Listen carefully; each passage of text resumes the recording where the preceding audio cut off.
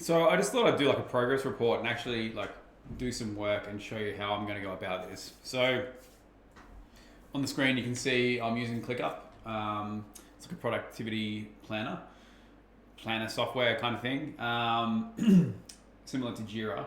And I have a lot of my clients in here, but I have Louboutins in here. And what I've got is kind of like a to-do list of things that we need to work on to get on the Shopify App Store, but also things that we want to work on for the actual application. So I've got like an area for pricing, resources, app discovery stuff, app testing, featured videos, all that kind of stuff that goes on the actual listing page. And what I mean by that is if you go to the Shopify App Store, all this kind of stuff, right? So like your icons. If I look at, let's just choose a random one.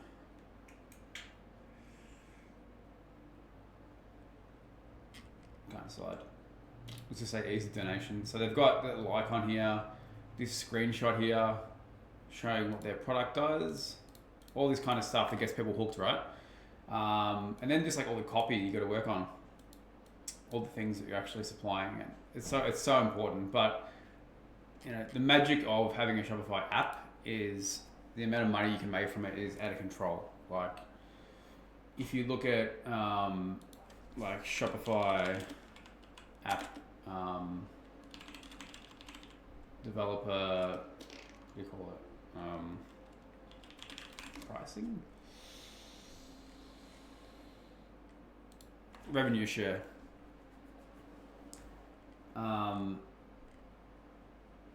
So check this out. So developers earn $20 million USD or more, they have to give them 15%.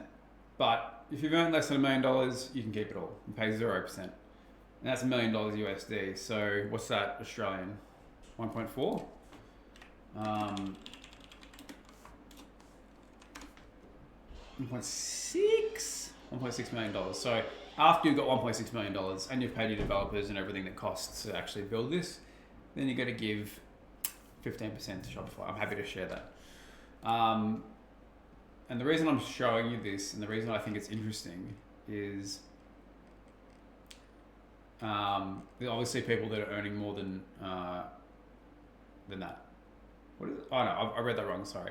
So who earn more than 20 million. So there must be people earning more than $20 million in a calendar year, which is crazy. So anyway, back to what I was actually saying. So I've got this area which is the to-do list, and then I've got it's inspiration area. So I kind of, every time I see a button that I like, every time I see or think of a button idea, I'll come in here and I'll just add it in. So I've got heaps of different buttons I like, and then just ideas for the apps in general, and I put it inside here. So this one here by Pit Viper, I absolutely love it. So it's not for everyone, but it's just it's a cool way of showing. Let's turn this stupid plugin off. Go away. I don't even know how to turn it off. So you've got this add to cart button. It's got a bit of a gradient over it, and then if you hover it, there's a UFO, and they have like a bit of a gradient. So it comes and goes as you hover it, but let's have a look so you can get that bigger. That doesn't do any help. UFO adds a bit of a fun to the site. This is a fun site in general, but if you click it, it throws emojis at you, and if you look really quickly, there's like a rude finger that comes out of it, and then it does the pop open. I think that's really cool. I would love this button on my site. It changes, it kind of moves as well.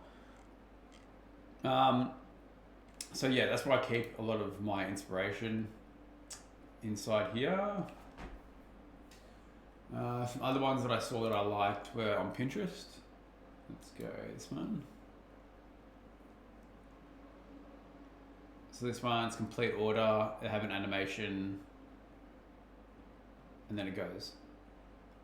Overkill, do you need it to make sales? No. Does it make your site that little bit extra cooler? Yes. I've also got this app called Button Stealer. And essentially, anytime you see buttons on any site, it'll just steal them and then put it in here. I don't know why that's blurred out, but it just shows you all the different types of buttons that you've seen, which I think is really cool. Because a lot of them look boring, which kind of inspires me as well. Because it's like, well, so many people have shit add to cart buttons, and maybe I'm missing the point. Maybe I am being too crazy with it. Going, you know what? You have to keep it simple for people to add an order, and if it's too crazy, then they might not place an order. But I don't know. That one there sticks out. It's got a bit of a shadow. It's got a cool call to action. Shopify stuff's cool. The 3D stuff. It's a massive blue button. Also, the cool thing about this Chrome one is if I click on it, it's going to take me to where it was from. So obviously this is from Cook and Becker. That's there. Let's go steal what sells. Where's that from? $1 million headlines. So cool button, nice little hover. If I click it, it takes me down there. Get this now. Anyway, that's cool. So that's kind of like how I'm going to be working on this. I think my game plan also for some of these videos is I want to look at who the best Shopify stores are, using built with technology, and then you can kind of look up Shopify stores. I think one of my goals, or one way of making this cool, could be like coming in here. Sorry, I was just looking at myself on my screen, and seeing who's doing really well, and seeing if they have good buttons or not.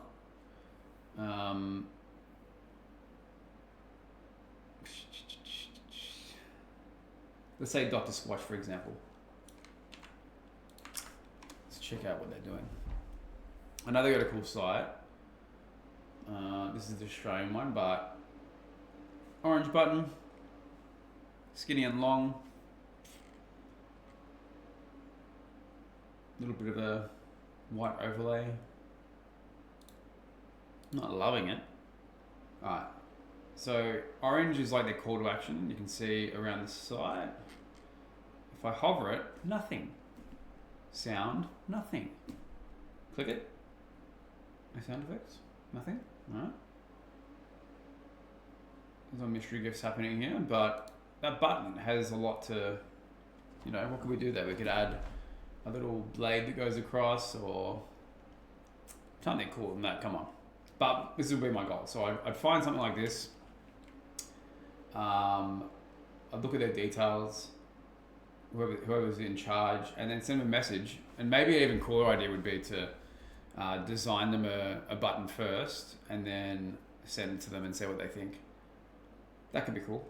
I don't know if there's actually links. Let's go get to the founder.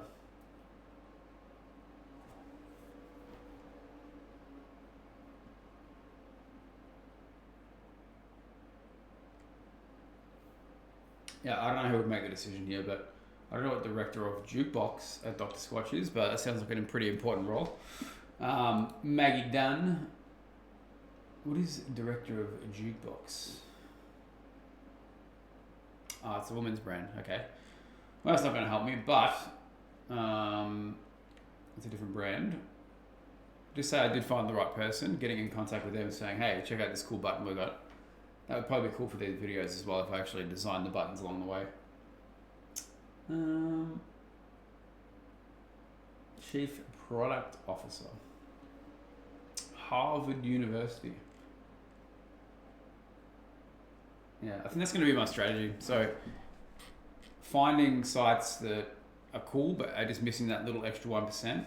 Find out the people that are in charge, or people who can make that decision of updating their add to cart button, designing an add to cart button and getting it on there. And then I guess once I've got some cool sites where people are using it, then maybe people will be like, oh, maybe we'll use that app on our site. Anyway, there's my little brain breakdown of what my plan is to do, and I'd love your feedback, and thanks for watching.